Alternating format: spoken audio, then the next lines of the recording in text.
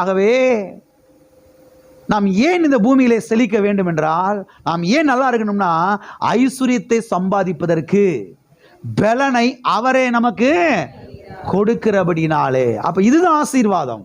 இதுதான் பாருங்க தேவன் கொடுக்கக்கூடிய பலன். இதுதான் தேவன் கொடுக்கக்கூடிய அந்த கிருபை. ஆமென். அப்ப கர்த்தருடைய அந்த கிருபை உங்க மேல இருக்குது, கர்த்தருடைய ஆசீர்வாதம் உங்க மேல இருக்குது, கர்த்தருடைய அந்த பலன் உங்க மேல என்ன இருக்கு? தலையில ஒன்றும் இல்லை, தலையில ஒன்றும் இல்லை, மண்டையில் ஒன்றும் ஏற மாட்டேங்குது. இப்படி பேசாதீங்க. கர்த்தருடைய ஆசீர்வாதம், கர்த்தருடைய கிருபை, கர்த்தருடைய உன்னத பலன் என் மேல இருக்குது. உங்க தலைமையில கை வச்சு சொல்லுங்க, கர்த்தருடைய ஆசீர்வாதம் என் மேல இருக்குது, கர்த்தருடைய கிருபை என் மேல இருக்குது, கர்த்தருடைய பலன் என் மேல இருக்குது.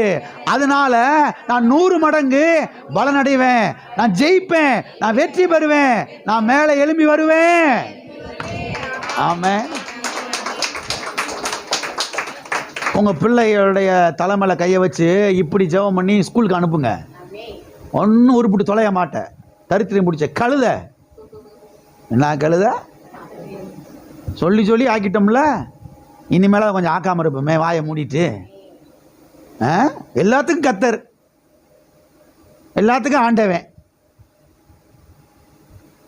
விளங்காத கழுத, தரித்திரம் பிடிச்ச கழுதன்னு சொல்லி தலையில சொல்லி அனுப்பிச்சு வச்சுக்கிறேன். இப்படியா ஸ்கூலுக்கு அனுப்புறது? இப்படி ஆசீர்வச்சு என்ன செய்யுங்க? கர்த்தருடைய ஆசீர்வாதம் உன் மேல இருக்குது, கர்த்தருடைய கிருபை உன் மேல இருக்குது, கர்த்தருடைய பலன் உன் மேல இருக்குது. நீ கண்டிப்பா ஜெயிப்ப, நீ மேல வருவ, நீ ஃபர்ஸ்ட் கிளாஸ்ல வருவ. ஆமென். இப்படி பேசுங்க, நல்லா வருவாங்க. ஆமென்.